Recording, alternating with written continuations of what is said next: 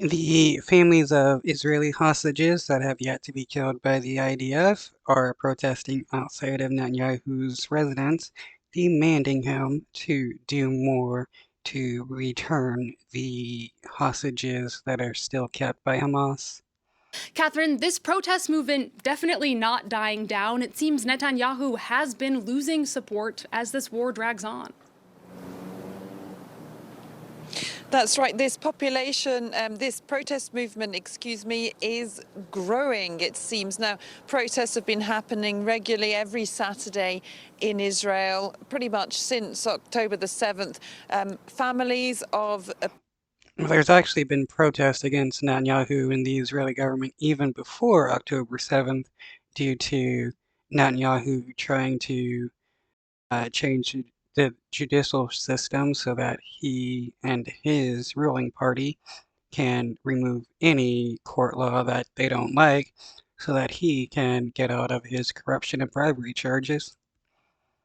people held hostage in Gaza or killed on October the 7th have been gathering. But there's been a marked change in tone since October. There's a large protest going on in the center of Tel Aviv where protesters are calling on Netanyahu to step down and for early elections to be held in Israel. Growing frustration with his leadership and the direction of his war. Well, that's hilarious. They want him to leave.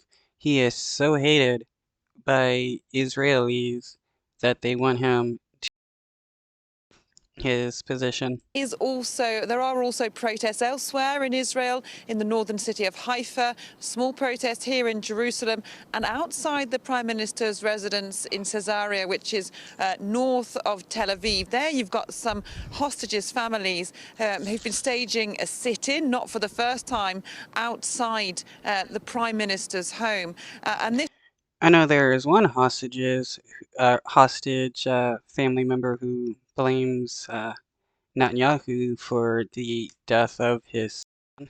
He was one of the people killed by the IDF. This really reflects a growing frustration. People saying that as this war goes on, they do not feel that it is bringing them any closer to getting their loved ones home. 106 days now into this war, and many people openly questioning the direction in which this conflict is going and saying, Well, yeah, it was never about freeing the hostages.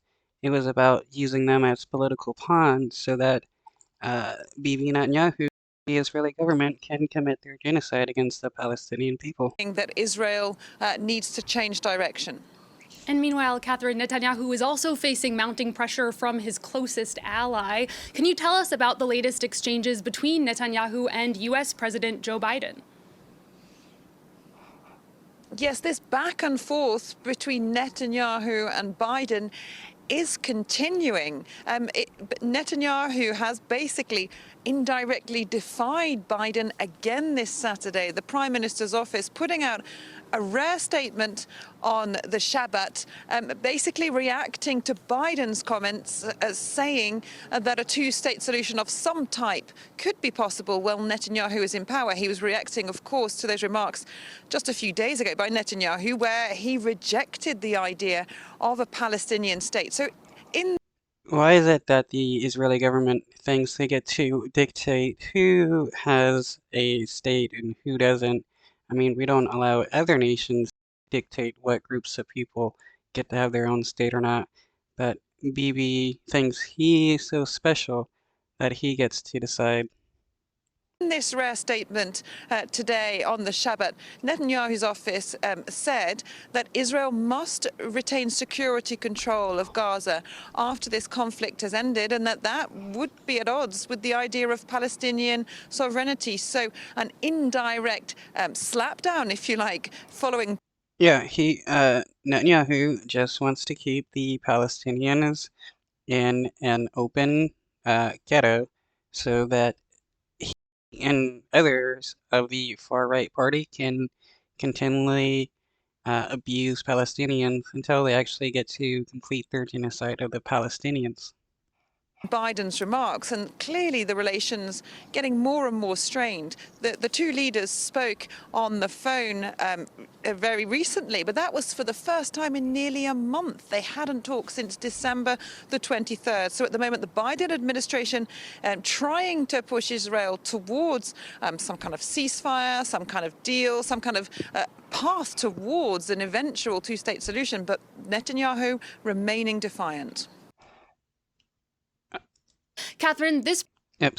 Well, it is Netanyahu that is funding Hamas through Qatar so that there isn't a Palestinian government like the Palestinian Authority who wants a two-state solution to be able to actually get a two-state solution by claiming that Hamas doesn't want a two-state solution, so why should they try one when you're just having Hamas attack them all the time and it's bibis